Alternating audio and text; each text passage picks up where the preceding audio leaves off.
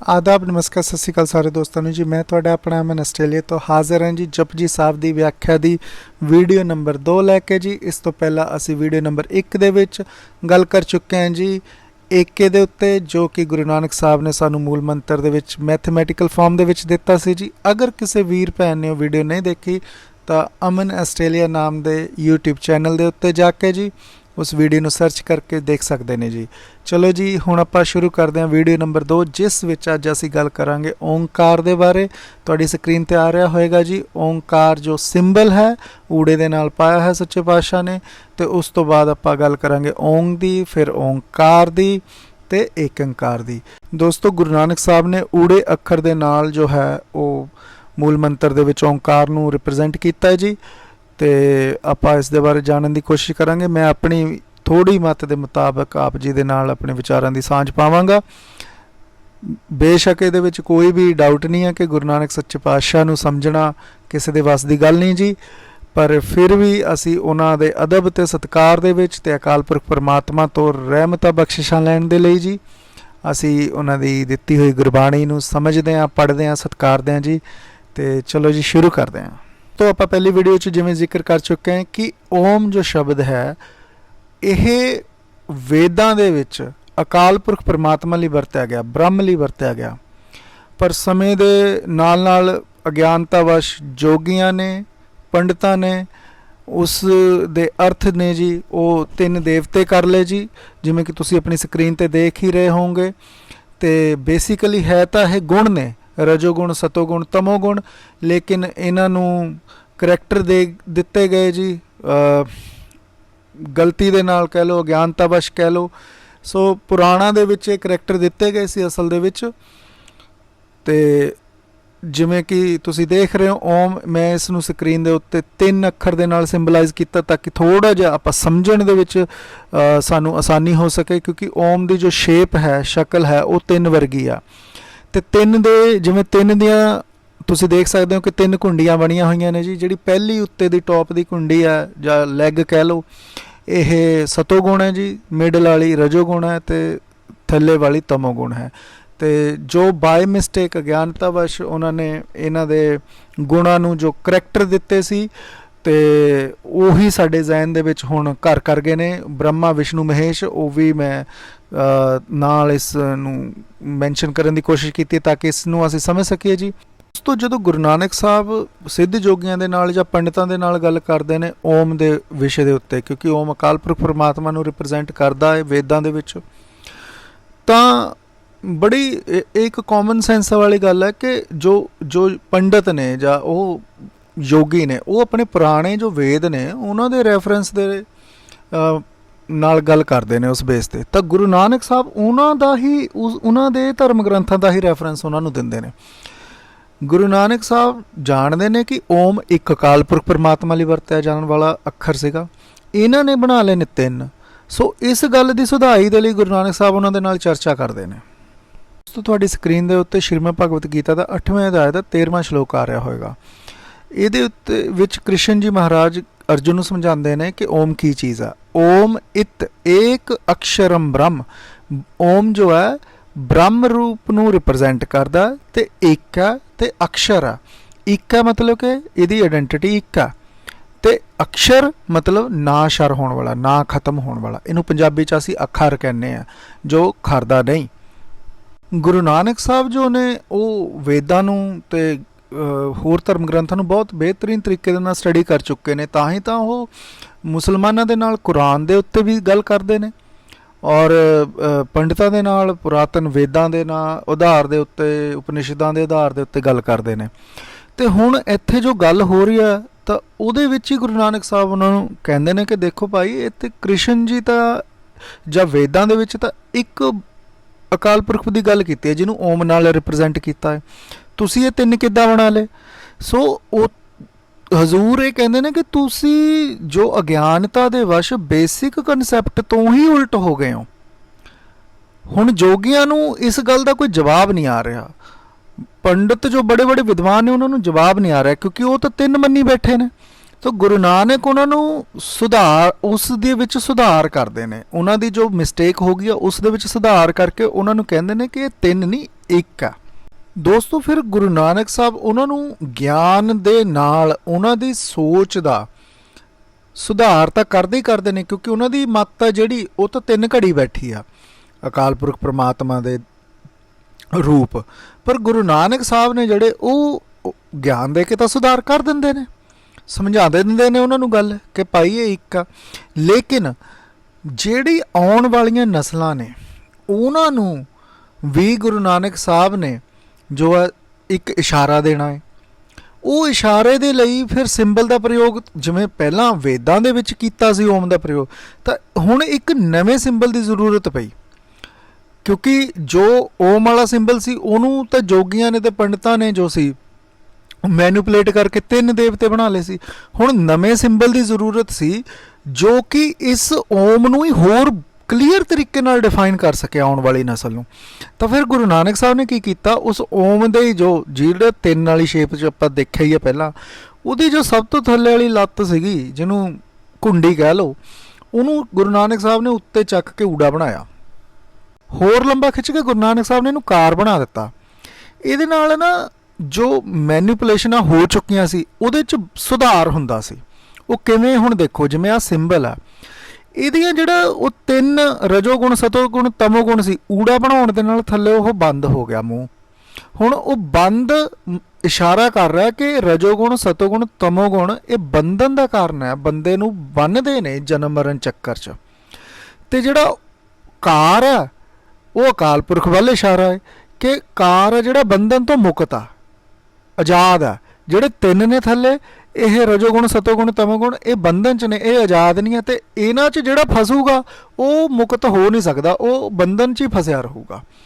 ਤੇ ਦੂਸਰੀ ਗੱਲ, ਜਿਹੜੀ ਕਾਰ ਆ ਉਹ ਉੱਤੇ ਆ ਤੇ ਜਿਹੜੇ ਆ ਤਿੰਨ ਨੇ ਇਹ ਥੱਲੇ ਨੇ, ਰਜੋਗੁਣ ਸਤੋਗੁਣ ਤਮੋਗੁਣ। ਹੁਣ ਉੱਤੇ ਜੋ ਹੁੰਦਾ ਉਹ ਮਾਲਕ ਹੁੰਦਾ, ਜਿਹੜੇ ਥੱਲੇ ਹੁੰਦੇ ਉਹ ਨੌਕਰ ਹੁੰਦੇ ਆ। ਇਹ ਨੌਕਰ ਆ, ਇਹ ਮਾਇਆ ਹੈ, ਇਹ ਕੰਟਰੋਲ 'ਚ ਅਕਾਲ ਪੁਰਖ ਪਰਮਾਤਮਾ ਦੇ। ਅਕਾਲ ਪੁਰਖ ਪਰਮਾਤਮਾ ਕਿਸੇ ਦੇ ਕੰਟਰੋਲ 'ਚ ਨਹੀਂ, ਆਜ਼ਾਦ ਹੈ, ਉੱਪਰ ਹੈ ਇਹਨਾਂ ਤੋਂ। ਕਾਰ ਵਾਲਾ ਇਸ਼ਾਰਾ ਉੱਤੋਂ ਖੁੱਲ੍ਹਾ ਛੱਡਿਆ ਹੋਇਆ, ਨਾਲ ਨਹੀਂ ਜੁੜਿਆ ਹੋਇਆ। ਇਹ ਨਾ ਇਹ ਇਸ਼ਾਰਾ ਹੀ ਪੰਡਤ ਦੀ ਜਿਹੜੀ ਫਿਲਾਸਫੀ ਸੀ ਉਹਨੂੰ ਸਿੱਧੇ ਤੌਰ 'ਤੇ ਉਧੇੜ ਦਿੰਦਾ ਸੀ। ਜੋ ਪੰਡਤ ਦੀ ਫਿਲਾਸਫੀ, ਉਹਨਾਂ ਨੇ ਕੀ ਘੜਿਆ ਹੋਇਆ ਸੀ, ਪੰਡਤਾਂ ਨੇ ਰੱਬ ਦੇ ਜੋ ਧਾਰਮਿਕ ਗ੍ਰੰਥ ਸੀਗੇ ਉਹ ਸਾਰੇ ਆਮ ਜਨਤਾ ਦੇ ਲਈ, ਹੋਰ ਜਾਤਾਂ ਦੇ ਲਈ ਬੰਦ ਕਰ ਦਿੱਤੇ ਸੀ। ਕੇਵਲ ਔਰ ਕੇਵਲ ਪੰਡਤ ਜਾਂ ਬ੍ਰਾਹਮਣ ਪੜ੍ਹ ਸਕਦੇ ਸੀ ਧਰਮ ਗ੍ਰੰਥਾਂ ਨੂੰ। ਉਹਨਾਂ ਨੇ ਰੱਬ ਦੇ ਘਰ ਦੇ ਭਾਵ ਕਿ ਮੰਦਰਾਂ ਦੇ ਦਰਵਾਜ਼ੇ ਵੀ ਆਮ ਜਨਤਾ ਦੇ ਲਈ, ਜੋ ਛੋਟੀ ਜਾਤ ਵਾਲੇ ਸੀ ਉਹਨਾਂ ਲਈ ਬੰਦ ਕੀਤੇ ਹੋਏ ਸੀ। ਕੇਵਲ ਉੱਚੀ ਜਾਤ ਦੇ ਬੰਦੇ ਹੀ ਮੰਦਰਾਂ ਦੇ ਵਿੱਚ ਜਾ ਸਕਦੇ ਸੀ ਉਸ ਸਮੇਂ। ਸੋ ਗੁਰੂ ਨਾਨਕ ਸਾਹਿਬ ਨੇ ਇਹ ਜਿਹੜਾ ਖੋਲ੍ਹਿਆ ਹੈ ਕਾਰ ਉੱਪਰੋਂ, ਇਹ ਸਿੱਧਾ ਸਿੱਧਾ ਇਸ਼ਾਰਾ ਸੀ ਉਹਨਾਂ ਦੇ ਲਈ ਕਿ ਰੱਬ ਦਾ ਜੋ ਘਰ ਹੈ ਉਹ ਸਾਰਿਆਂ ਲਈ ਖੁੱਲ੍ਹਾ, ਰੱਬ ਦੇ ਧਰਮ ਗ੍ਰੰਥ ਸਾਰਿਆਂ ਲਈ ਖੁੱਲ੍ਹੇ ਨੇ, ਕੋਈ ਵੀ ਸਮਝ ਸਕਦਾ, ਕੋਈ ਵੀ ਪੜ੍ਹ ਸਕਦਾ ਤੇ ਕੋਈ ਵੀ ਅਕਾਲ ਪੁਰਖ ਪਰਮਾਤਮਾ ਦੀ ਪ੍ਰਾਪਤੀ ਕਰ ਸਕਦਾ। ਇਹ ਬਹੁਤ ਬੜੀ ਇੱਕ ਚੋਟ ਵੀ ਸੀ, ਇਹ ਇਸ਼ਾਰੇ ਦੇ ਨਾਲ ਹੀ ਜੋ ਉਹਨਾਂ ਦੀ ਜੋ ਮਨ ਘੜੰਤ ਧਾਰਨਾਵਾਂ ਬਣਾਈਆਂ ਸੀ ਉਹਨਾਂ ਨੂੰ ਉਧੇੜਦੀ ਸੀ। ਪਰ ਜੋ ਗੁਰੂ ਨਾਨਕ ਸਾਹਿਬ ਨੇ ਓਂਗ ਦੇ ਉੱਤੇ ਲਾਈ ਆ ਇੱਕ ਬੜੀ ਲੰਬੀ ਲਾਈਨ ਖਿੱਚ ਕੇ, ਉਹ ਇਸ ਵੱਲ ਵੀ ਇਸ਼ਾਰਾ ਕਰਦੀ ਹੈ ਕਿ ਓਂਗ ਜਿਹਨੂੰ ਅਕਾਲ ਪੁਰਖ ਪਰਮਾਤਮਾ ਕਹਿੰਦੇ ਆ, ਜੋ ਵੇਦਾਂ 'ਚ ਓਮ ਦੇ ਨਾਲ ਜਾਣਿਆ ਜਾਂਦਾ, ਇਸ ਨੇ ਹੀ ਆਕਾਰ ਲਿਆ ਹੈ। ਜੋ ਕੰਟੀਨਿਊਸ ਇੱਕ ਰਸ ਰਹਿਣ ਵਾਲਾ ਬ੍ਰਹਮ ਹੈ, ਇਸ ਨੇ ਹੀ ਆਕਾਰ ਲਿਆ ਹੈ ਜੀ। ਜੋ ਗੁਰਬਾਣੀ ਦੇ ਵਿੱਚ ਓਂਗ ਤੇ ਓਂਕਾਰ ਦੇ ਰੂਪ ਆਏ ਨੇ ਤੁਹਾਡੀ ਸਕਰੀਨ ਤੇ ਦਿਖ ਹੀ ਰਹੇ ਹੋਣਗੇ ਜੀ। ਜੋ ਓਂਗ ਹੈ ਇਹ ਸੁੰਨ ਸਮਾਧ ਹੈ ਤੇ ਜਿਹੜਾ ਓਂਕਾਰ ਹੈ ਇਹ ਸਹਿਜ ਸਮਾਧ ਹੈ।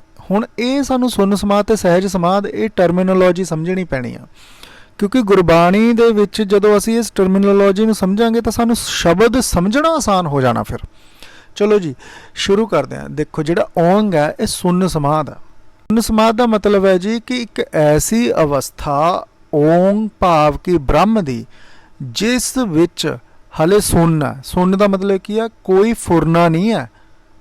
ਇਸੇ ਨੂੰ ਅਫੁਰ ਅਵਸਥਾ ਕਹਿੰਦਾ। ਫੁਰਨੇ ਦਾ ਮਤਲਬ ਕੋਈ ਇੱਛਾ, ਕੋਈ ਡਿਜ਼ਾਇਰ ਨਹੀਂ। ਅਕਾਲ ਪੁਰਖ ਪਰਮਾਤਮਾ ਦੇ ਵਿੱਚ ਜਦੋਂ ਉਹ ਸਟੇਟ, ਜਦੋਂ ਸ੍ਰਿਸ਼ਟੀ ਰਚਣ ਦੀ, ਪ੍ਰਕਿਰਤੀ ਨੂੰ ਬਣਾਉਣ ਦੀ ਕੋਈ ਇੱਛਾ ਨਹੀਂ ਹੁੰਦੀ, ਕੇਵਲ ਔਰ ਕੇਵਲ ਇੱਕ ਬ੍ਰਹਮ ਹੀ ਹੈ, ਬਿਨਾਂ ਕਿਸੇ ਡਿਜ਼ਾਇਰ ਤੋਂ, ਬਿਨਾਂ ਕਿਸੇ ਫੁਰਨੇ ਤੋਂ। ਉਸ ਅਵਸਥਾ ਨੂੰ ਸੁੰਨ ਸਮਾਧ ਕਹਿੰਦੇ ਨੇ। ਗੁਰੂ ਨਾਨਕ ਸਾਹਿਬ ਨੇ ਇਸ ਸੁੰਨ ਸਮਾਧ ਵਾਲੀ ਸਟੇਟ ਦਾ ਜ਼ਿਕਰ ਵੀ ਕੀਤਾ ਹੈ 1035 ਨੰਬਰ ਅੰਗ ਦੇ ਉੱਤੇ। ਅਰਬਦ ਨਰਬਦ ਧੰਦੂ ਘਾਰਾ ਧਰਨ ਨਾ ਗਗਨ ਨਾ ਹੁਕਮ ਅਪਾਰਾ, ਨਾ ਦਿਨ ਰਹਿਣ ਨਾ ਚੰਦ ਨਾ ਸੂਰਜ, ਸੁੰਨ ਸਮਾਧ ਲਗਾਇਦਾ। ਹਜ਼ੂਰ ਕਹਿੰਦੇ ਨੇ ਕਿ ਅਰਬਾਂ ਖਰਬਾਂ ਸਾਲ ਪਹਿਲਾਂ ਨਾ ਧਰਤੀ ਸੀ, ਨਾ ਗਗਨ ਸੀ, ਨਾ ਹੀ ਹੁਕਮ ਬਣਿਆ ਸੀ। ਇਹਨੇ ਇੱਥੇ ਗਲਤ ਅਰਥ ਕੀਤੇ ਨੇ ਜੀ ਕਿ ਹੁਕਮ ਸੀ, ਜਦੋਂ ਕਿ ਹੁਕਮ ਨਹੀਂ ਸੀ। ਹੁਕਮ ਤਾਂ ਹੋਏਗਾ ਜੇ ਚੀਜ਼ਾਂ ਹੋਣਗੀਆਂ, ਕਿਉਂਕਿ ਕੋਈ ਬਣੀ ਹੋਏਗੀ ਚੀਜ਼ ਤਾਂ ਹੀ ਹੁਕਮ ਚਲਾਇਆ ਜਾਏਗਾ, ਤਾਂ ਹੀ ਕਮਾਂਡ ਕੀਤੀ ਜਾਏਗੀ ਉਹਨੂੰ। ਜਦੋਂ ਕੋਈ ਚੀਜ਼ ਹੀ ਨਹੀਂ ਬਣੀ ਤਾਂ ਕੋਈ ਕਮਾਂਡ ਨਹੀਂ ਹੋਏਗੀ। ਨਾ ਦਿਨ ਰਹਿਣ ਨਾ ਚੰਦ ਨਾ ਸੂਰਜ, ਨਾ ਦਿਨ ਸੀ ਨਾ ਰਾਤ ਸੀ ਨਾ ਟਾਈਮ ਸੀ ਕੋਈ। ਤਾਂ ਅਕਾਲ ਪੁਰਖ ਪ੍ਰਮਾਤਮਾ ਦੀ ਜਿਹੜੀ ਸਟੇਟ ਸੀ ਉਸ ਸਟੇਟ ਨੂੰ ਕਿਹਾ ਸੁੰਨ ਸਮਾਧ ਲਗਾਇਆ ਤਾਂ ਅਕਾਲ ਪੁਰਖ ਪ੍ਰਮਾਤਮਾ ਸੁੰਨ ਸਮਾਧ 'ਚ ਸੀ, ਭਾਵ ਕਿ ਅਫੁਰ ਅਵਸਥਾ 'ਚ ਸੀ। ਕੋਈ ਡਿਜ਼ਾਇਰ ਨਹੀਂ ਸੀ ਅਕਾਲ ਪੁਰਖ ਪ੍ਰਮਾਤਮਾ ਦੇ ਅੰਦਰ ਕਿ ਮੈਂ ਸ੍ਰਿਸ਼ਟੀ ਦੀ ਰਚਨਾ ਕਰਨੀ ਆ। ਸਿਰਫ ਔਰ ਸਿਰਫ ਕੱਲਾ ਆਪਣੇ ਆਪ 'ਚ ਖੜਾ ਸੀ, ਕੋਈ ਇਸ ਦੀ ਆਪਣੀ ਜੋ ਹੈ ਡਿਜ਼ਾਇਰ ਨਹੀਂ ਸੀਗੀ। ਉਸ ਸਟੇਟ ਨੂੰ ਸੁੰਨ ਸਮਾਧ ਸਟੇਟ ਕਿਹਾ ਜਾਂਦਾ ਹੈ, ਜਦੋਂ ਨਾ ਹੁਕਮ ਹੈ, ਨਾ ਧਰਤੀ ਹੈ, ਨਾ ਗਗਨ, ਨਾ ਆਕਾਸ਼ ਹੈ, ਕੋਈ ਚੀਜ਼ ਬਣੀ ਨਹੀਂ, ਕੇਵਲ ਔਰ ਕੇਵਲ ਇੱਕ ਅਕਾਲ ਪੁਰਖ ਪ੍ਰਮਾਤਮਾ ਬਿਨਾਂ ਇੱਛਾ ਤੋਂ। ਹੁਣ ਆਪਾਂ ਗੱਲ ਕਰਦੇ ਹਾਂ ਜੀ ਸਹਿਜ ਸਮਾਧ ਦੀ। ਸਹਿਜ ਸਮਾਧ ਦਾ ਮਤਲਬ ਇੰਨਾ ਹੈ ਜੀ ਕਿ ਜਦੋਂ ਅਕਾਲ ਪੁਰਖ ਪ੍ਰਮਾਤਮਾ ਦੇ ਅੰਦਰ ਇਹ ਫੁਰਨਾ ਡਿਜ਼ਾਇਰ ਆਈ ਕਿ ਮੈਂ ਸ੍ਰਿਸ਼ਟੀ ਦੀ ਰਚਨਾ ਕਰਾਂ, ਤਾਂ ਜਿਹੜੀ ਪਹਿਲਾਂ ਵਾਲੀ ਸਟੇਟ ਸੀ ਸੁੰਨ ਸਮਾਧ, ਜਦੋਂ ਫੁਰਨਾ ਨਹੀਂ ਸੀ ਆਇਆ, ਉਹ ਕਨਵਰਟ ਹੋ ਕੇ ਸਹਿਜ ਸਮਾਧ ਹੋ ਗਈ। ਭਾਵ ਕਿ ਫੁਰਨਾ ਹੁਣ ਆ ਗਿਆ ਹੈ ਕਿ ਸ੍ਰਿਸ਼ਟੀ ਦੀ ਰਚਨਾ ਕਰਾਂ। ਤਾਂ ਹੁਣ ਜਦੋਂ ਸ੍ਰਿਸ਼ਟੀ ਦੀ ਰਚਨਾ ਹੋਊਗੀ ਤਾਂ ਆਕਾਰ ਬਣਨਗੇ। ਜਿਵੇਂ ਮੰਨ ਲਓ ਮੇਰੇ ਸਰੀਰ ਦਾ ਹੀ ਆਕਾਰ ਆ, ਹੁਣ ਇਹ ਆਕਾਰ 5 ਤੱਤਾਂ ਦਾ ਬਣਨਾ ਹੈ। ਲੇਕਿਨ ਜਿਹੜੇ 5 ਤੱਤ ਨੇ ਉਹ ਆਪ ਖੁਦ ਬ ਖੁਦ ਆਪਣੀ ਹੋਂਦ 'ਚ ਤਾਂ ਜੜੇ ਨੇ, ਕੁਛ ਆਪ ਤਾਂ ਕਰ ਨਹੀਂ ਸਕਦੇ। ਉਹਨਾਂ 5 ਤੱਤਾਂ ਨੂੰ ਕੰਮ ਕਰਾਉਣ ਦੇ ਲਈ ਕਿ ਇਕੱਠੇ ਕਰਕੇ ਹੁਣ ਆਹ ਸਰੀਰ ਘੜਤਾ, ਹੁਣ ਇਹ ਸਰੀਰ ਤੁਰੇ ਫਿਰੇ, ਇਹ ਤਾਂ ਤੁਰੂ ਫਿਰੂਗਾ ਨਾ ਜੇ ਅਕਾਲ ਪੁਰਖ ਪਰਮਾਤਮਾ ਦੀ ਜੋਤ ਇਹਦੇ 'ਚ ਆਊਗੀ। ਓਂਗ ਹੈ ਜਿਹੜਾ ਉਹ ਹੈਗਾ ਕੌਨਸ਼ੀਅਸਨੈਸ, ਬ੍ਰਹਮ, ਖੁਦ ਬ੍ਰਹਮ ਜਾਂ ਬ੍ਰਹਮ ਦੀ ਜੋਤ ਕਹਿ ਲਓ। ਹੁਣ ਓਂਗ ਜਦੋਂ ਆਕਾਰ ਨਾਲ ਜੁੜੂਗਾ, ਭਾਵ ਕਿ ਚੇਤਨ ਜਦੋਂ ਜੜ ਦੇ ਨਾਲ ਜੁੜੂਗਾ, ਉਦੋਂ ਓਂਕਾਰ ਬਣੂਗਾ। ਉਹ ਜਿਹੜੀ ਸਟੇਟ ਆ ਉਹਨੂੰ ਸਹਿਜ ਸਮਾਧ ਕਹਿੰਦੇ ਨੇ ਅਕਾਲ ਪੁਰਖ ਪਰਮਾਤਮਾ ਦੀ। ਨਾਨਕ ਸਾਹਿਬ ਨੇ ਇਸ ਗੱਲ ਨੂੰ ਐਕਸਪਲੇਨ ਕੀਤਾ ਜੀ ਸੱਸੇ ਸ਼ਬਦ ਨਾਲ ਬਾਣੀ ਦੇ ਵਿੱਚ। ਸੱਸੇ ਸਭ ਜਗ ਸਹਿਜ ਉਪਾਇਆ, ਕਿ ਸਾਰਾ ਜਗਤ ਉਪਾਇਆ ਕਿਵੇਂ? ਸਹਿਜ ਅਵਸਥਾ 'ਚ ਜਾ ਕੇ। ਜੋ ਸਹਿਜ ਅਵਸਥਾ ਉਹ ਅਵਸਥਾ ਹੈ ਜਿੱਥੇ ਜਗਤ ਦੀ ਰਚਨਾ ਹੁੰਦੀ ਹੈ। ਜਦੋਂ ਅਕਾਲ ਪੁਰਖ ਪਰਮਾਤਮਾ ਦੇ ਅੰਦਰ ਫੁਰਨਾ ਆਇਆ ਕਿ ਮੈਂ ਜਗਤ ਰਚਾਂ, ਉਦੋਂ ਜਗਤ ਰਚਿਆ ਗਿਆ। ਉਹ ਜਿਹੜੀ ਸਟੇਟ ਆ ਉਹ ਸਹਿਜ ਸਟੇਟ ਆ, ਸਹਿਜ ਸਮਾਧ ਕਹਿੰਦੇ ਨੇ ਉਹਨੂੰ।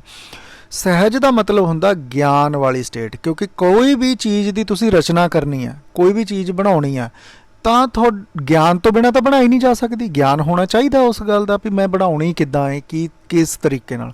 ਤਾਂ ਸਹਿਜ ਦਾ ਮਤਲਬ ਹੁੰਦਾ ਗਿਆਨ। ਗਿਆਨ ਦੀ ਅਵਸਥਾ ਦੇ ਵਿੱਚ ਜਾ ਕੇ ਇਹ ਪੂਰੀ ਰਚਨਾ ਕੀਤੀ। ਜਦੋਂ ਸੁੰਨ ਸਮਾਧ ਆ ਉਦੋਂ ਰਚਨਾ ਕਰਨੀ ਨਹੀਂ, ਉਦੋਂ ਗਿਆਨ ਦੀ ਵੀ ਲੋੜ ਨਹੀਂ। ਗਿਆਨ ਜੋ ਆ ਬ੍ਰਹਮ 'ਚ ਹੀ ਸਮਾਇਆ ਹੋਇਆ ਉਦੋਂ। ਹਾਂਜੀ, ਤੁਹਾਡੀ ਸਕਰੀਨ 'ਤੇ ਆ ਰਿਹਾ ਹੈਗਾ ਜੀ ਇੱਕ ਤੇ ਓਂਗ। ਇੱਕ ਸਿੰਬਲ ਦੇ ਵਿੱਚ ਲਿਖਿਆ ਹੋਇਆ ਜੀ, ਤੇ ਓਂਗ ਹੈ ਜਿਹੜਾ ਉਹ ਅੱਖਰ 'ਚ ਲਿਖਿਆ ਹੋਇਆ। ਇਹਨੂੰ ਹੀ ਵੇਦਾਂ ਦੇ ਵਿੱਚ ਓਮ ਲਿਖਿਆ ਹੋਇਆ। ਜਦੋਂ ਹੀ ਇੱਕ ਤੇ ਓਂਗ ਅੱਖਰ ਸਾਡੇ ਨਿਗਾਹ ਦੇ ਸਾਹਮਣੇ ਗੁਜ਼ਰਨ ਗੁਰਬਾਣੀ ਪੜ੍ਹਦੇ ਹੋਏ, ਤਾਂ ਸਾਨੂੰ ਉਦੋਂ ਪਤਾ ਲੱਗ ਜਾਣਾ ਚਾਹੀਦਾ ਜੀ ਕਿ ਇਹ ਸੁੰਨ ਸਮਾਧ ਦੀ ਗੱਲ ਹੋ ਰਹੀ ਹੈ। ਇਹ ਉਸ ਅਵਸਥਾ ਦੀ ਗੱਲ ਹੋ ਰਹੀ ਹੈ ਜਦੋਂ ਅਕਾਲ ਪੁਰਖ ਪਰਮਾਤਮਾ ਦੇ ਅੰਦਰ ਕੋਈ ਵੀ ਫੁਰਨਾ ਨਹੀਂ ਕਿ ਮੈਂ ਸ੍ਰਿਸ਼ਟੀ ਦੀ ਰਚਨਾ ਕਰਾਂ। ਉਦੋਂ ਕੇਵਲ ਔਰ ਕੇਵਲ ਅਕਾਲ ਪੁਰਖ ਪਰਮਾਤਮਾ ਹੀ ਹੈ। ਤੇ ਓਂਗ ਜਾਂ ਇੱਕ ਇਹ ਬ੍ਰਹਮ ਵੱਲ ਹੀ ਇਸ਼ਾਰਾ ਕਰਦੇ ਨੇ, ਉਦੋਂ ਕ੍ਰੀਏਸ਼ਨ ਹੈ ਹੀ ਨਹੀਂ ਹੈ। ਜਦੋਂ ਹੀ ਓਂਗ ਜਿਹੜਾ ਬ੍ਰਹਮ ਹੈ ਆਕਾਰ ਦੇ ਨਾਲ ਜੁੜਦਾ, ਓਂਗ ਪਲੱਸ ਆਕਾਰ ਹੁੰਦਾ ਹੈ, ਤਾਂ ਸੁੰਨ ਕੀ ਹੈ? ਸਹਿਜ ਦੇ ਵਿੱਚ ਬਦਲ ਜਾਂਦਾ ਹੈ। ਸੁੰਨ ਸਮਾਧ ਜੋ ਸੁੰਨ ਅਵਸਥਾ ਅਕਾਲ ਪੁਰਖ ਦੀ, ਉਹ ਸਹਿਜ ਸਮਾਧ ਹੋ ਜਾਂਦੀ ਆ, ਕਿਉਂਕਿ ਉਦੋਂ ਫੁਰਨਾ ਆ ਗਿਆ ਹੈ ਕਿ ਮੈਂ ਰਚਨਾ ਕਰਨੀ ਆ। ਜਦੋਂ ਹੀ ਫੁਰਨਾ ਆਇਆ ਰਚਨਾ ਹੋ ਗਈ। ਓਂਗ ਪਲੱਸ ਆਕਾਰ ਹੋ ਗਿਆ, ਇਹਨੂੰ ਹੀ ਕਿਹਾ ਓਂਕਾਰ ਬ੍ਰਹਮਾ ਉਤਪਤੀ। ਤਾਂ ਓਂਗ ਨੇ ਜਦੋਂ ਆਕਾਰ ਲਿਆ ਤਾਂ ਉਤਪਤੀ ਦੀ ਰਚਨਾ ਹੋ ਗਈ। ਠੀਕ ਹੈ ਜੀ। ਤੇ ਜਦੋਂ ਆਪਾਂ ਇੱਕ ਜਿਹੜਾ ਮੂਲ ਮੰਤਰ 'ਚ ਇੱਕ ਆ, ਉਹਨੂੰ ਹਿੰਦੀ 'ਚ ਏਕ ਕਹਿੰਦੇ ਆ। ਜਦੋਂ ਏਕ ਪਲੱਸ ਆਕਾਰ ਹੋਇਆ, ਪਹਿਲਾਂ ਜੇ ਇਕੱਲਾ ਹੀ ਏਕ ਹੈ ਤਾਂ ਸੁੰਨ ਸਮਾਧ ਹੈ। ਜਦੋਂ ਹੀ ਆਕਾਰ ਹੋਇਆ ਤਾਂ ਉਹ ਕੀ ਹੋ ਗਿਆ? ਸਹਿਜ ਸਮਾਧ ਹੋ ਗਿਆ। ਜਦੋਂ ਹੀ ਇੱਕ ਦੇ ਵਿੱਚ ਫੁਰਨਾ ਆਇਆ ਕਿ ਮੈਂ ਆਕਾਰ ਕਰਾਂ, ਨਾਲ ਹੀ ਆਕਾਰ ਹੋ ਗਿਆ, ਉਹਨੂੰ ਹੀ ਸਹਿਜ ਸਮਾਧ ਗਿਆ। ਇਹਨੂੰ ਸੱਚੇ ਪਾਤਸ਼ਾਹ ਲਿਖਦੇ ਨੇ ਅਨੇਕ ਭਾਂਤ ਹੋਏ ਪਸਰਿਆ ਨਾਨਕ ਏਕ ਓਂਕਾਰ।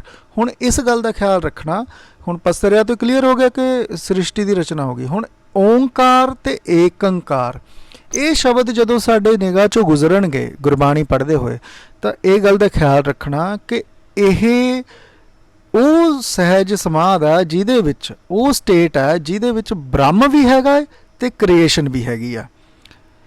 ਪਰ ਜਿਹੜਾ ਇੱਕ ਤੇ ਓਂਗ ਆ ਉਹ ਸੁੰਨ ਸਮਾਧ ਆ ਜਿਹਦੇ ਵਿੱਚ ਕ੍ਰੀਏਸ਼ਨ ਨਹੀਂ ਹੈ ਪਰ ਬ੍ਰਹਮ ਹੈਗਾ ਹੈ। ਇਹਨਾਂ ਗੱਲਾਂ ਦਾ ਆਪਾਂ ਨੇ ਖਿਆਲ ਰੱਖਣਾ ਜਦੋਂ ਗੁਰਬਾਣੀ ਨੂੰ ਪੜ੍ਹਨਾ। ਤੇ ਸਹਿਜੇ ਸਹਿਜੇ ਹੀ ਜਦੋਂ ਹੁਣ ਆਪਾਂ ਅੱਗੇ ਵਧਾਂਗੇ ਤਾਂ ਫਿਰ ਇਹ ਹੋਰ ਡਿਫਰੈਂਸ, ਇੰਨੀ ਗੱਲ ਸਮਝ ਲਈ, ਫਿਰ ਉਹ ਤੋਂ ਅੱਗੇ ਇਹਦੇ ਵਿੱਚ ਹੋਰ ਕੀ ਰਾਜ਼ ਛੁਪੇ ਨੇ ਉਹ ਵੀ ਆਪਾਂ ਆਪਸ ਦੇ ਵਿੱਚ ਸਾਂਝ ਪਾਵਾਂਗੇ ਜੀ। ਅੱਜ ਦੇ ਲਈ ਇੰਨਾ ਜੀ, ਧੰਨਵਾਦ, ਸ਼ੁਕਰੀਆ।